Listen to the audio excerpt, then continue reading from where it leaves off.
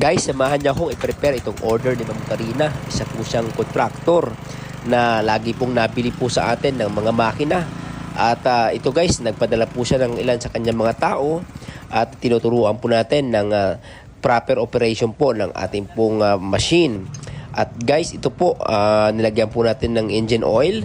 At syempre, after po niyan, nilagyan natin ng fuel guys.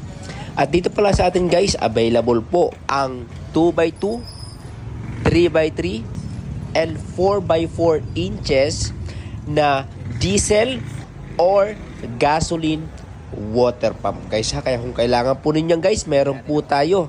Para paanda rin naman, i-on po natin yung switch na yan, i-on din natin yung fuel at ilagay po muna natin sa choke guys ha. And then start na po natin yung ating pong water pump. Ayan, one click lang guys. After po nyan, i-release po natin yung kanyang choke para po tumining yung kanyang pong andar. Narinig naman po ninyo guys, di ba?